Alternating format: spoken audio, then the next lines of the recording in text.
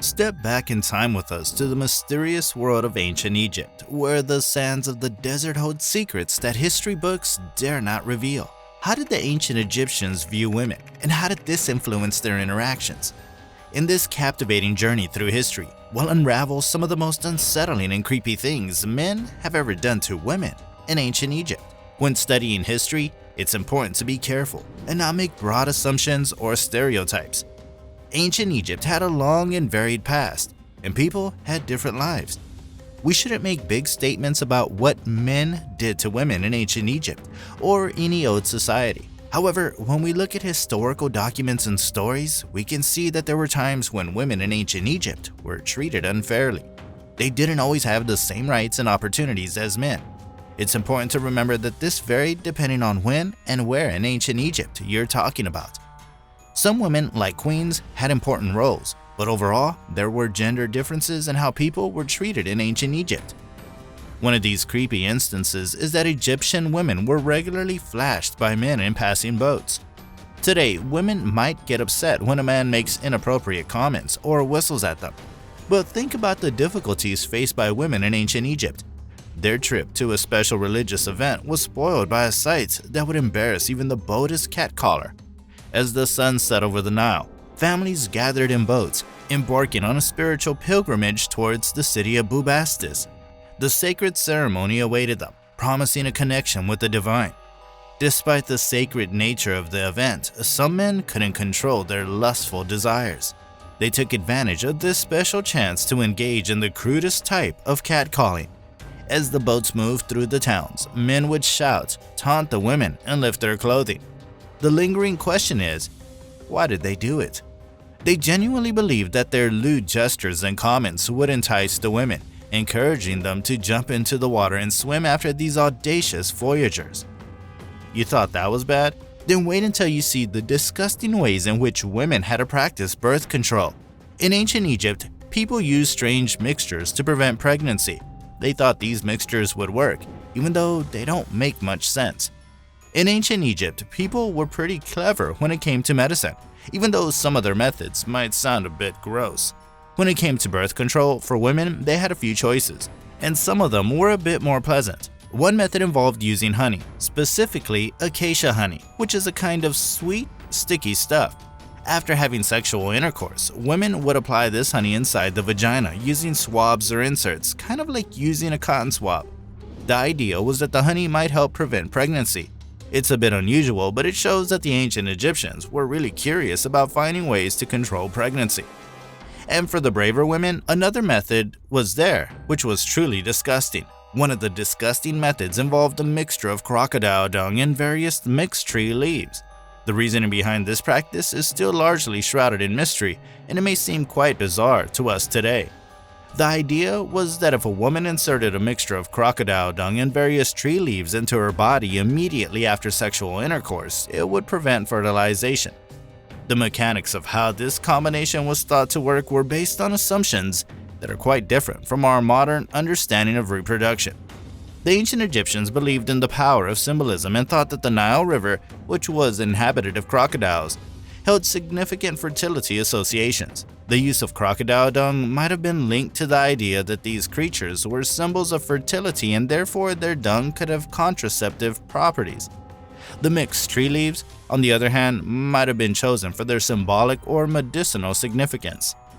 That already sounded terrible, didn't it? Then hold on tight as we start talking about what they did to their women after sex to prevent fertility. You won't believe your ears. But before we do, please click on the like button and subscribe to this channel. Another method used by ancient Egyptians was quite unusual. After having sex, they would use lavender mixed with things like wine, garlic, or fennel. This was thought to help prevent pregnancies. It might sound strange, but at the time, they believed it could work. Apart from these weird habits, ancient Egypt was also infamously known for inbreeding. Ancient Egypt had a big impact on human culture, influencing things like arts and buildings. They liked to marry within their families to protect their family heritage, but this caused problems. These problems included physical issues, mental weakness, fights between siblings, and even plots to kill each other. The way they married within their families made their history complicated. Intriguingly, The Egyptian royals sometimes married close relatives to keep their bloodlines pure, but this had unexpected problems. Over time, they started to see physical problems and mental weaknesses in upper-class people. Did you know that Tutankhamun, a famous Egyptian pharaoh, is thought to have had health issues based on his close family marriage? The Ptolemaic dynasty. Now, there's a family tree that's more like a twisted vine. These folks took the whole keeping it in the family concept to a whole new level. It's like they said, why marry outside the family when we can make it a divine, right? Ptolemy II, the trendsetter of this family saga, even earned himself the nickname Philadelphus for trying to tie the knot with his sister Arsinoe II. During this period, intermarriage within the family included unions between brothers and sisters, was considered a means to consolidate power, and was even viewed as a divine right by some. How did they even keep track of their family trees? It must have been like a royal family puzzle with all the intertwining branches. All jokes aside, it's a fascinating insight into how power dynamics and beliefs can lead to some truly unique practices. History is full of quirks and curiosities, and the Ptolemaic dynasty is certainly up there on the list. The Ptolemy family was quite something, and not in a good way.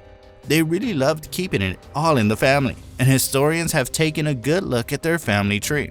What they found is pretty wild, and they all seem to agree on it. First of all, it's like they had a thing for marrying their cousins, or even closer relatives. You'd think that's a recipe for trouble, and it turns out it was. They ended up with some pretty weird stuff going on, thanks to all the family love. Now, when you look at the art from their time, you can't help but notice some funky things. People with big eyes and really pronounced cheeks, almost like they're wearing turtlenecks at the time. Some folks think this could be related to Graves' disease, which is not a fun condition to have, but the strangeness doesn't stop there. They had a thing for being on the plump side, and it's not just because they love their snacks. Researchers think this must be linked to Erdheim-Chester disease, which is a mouthful to say and not something you want to have. When they dug up the mummies from that era, they found some pretty messed up stuff. Misshapen postures, noses going in all sorts of directions, and various body parts looking all weird. This could be a sign of frolic syndrome, which doesn't sound fun either. The ancient Egyptians had quite a unique system for testing fertility and pregnancy, and it might make you raise an eyebrow or two. First, let's talk about fertility testing. Some doctors would have a woman lie down after rubbing oil all over her body, and then they'd wait until morning. If she looked fresh and good when she woke up, they'd declare her fertile. But if she wasn't, well, they'd say she wasn't fertile. Now here's where it gets even weirder. Some doctors had a thing for garlic and onions. They'd put a clove of garlic or an onion inside a woman's private area. Then in the morning, they'd get up close and personal and smell her breath. They thought if the doctor could smell the garlic on her breath, it meant the tubes were clear and she could give birth. But if the garlic scent didn't make it to her mouth, well, they'd say her tubes were blocked. Now, isn't that a rather aromatic way to check fertility? Makes you wonder how they came up with these ideas and how anyone agreed to be part of these experiments. And there you have it, folks. In ancient Egypt, gender roles varied, and women often had fewer rights and opportunities than men, although this depended on the time and place within ancient Egypt. Some unsettling practices include men catcalling and flashing women during special religious boat trips. Ancient Egyptians also had unconventional methods of birth control, like using honey or a mixture of crocodile dung and tree leaves. Interbreeding among the royals, especially in the Ptolemaic dynasty, led to physical and mental health issues. These practices are peculiar by today's standards, but offer a unique glimpse into ancient Egypt culture and beliefs. Additionally, fertility testing involved unusual methods like smelling garlic on a woman's breath to determine her fertility. These customs reflect on curious and unconventional approaches of the ancient Egyptians in their daily lives. What are your thoughts after watching this? Please let us know in the comments and subscribe to this channel for more interesting videos.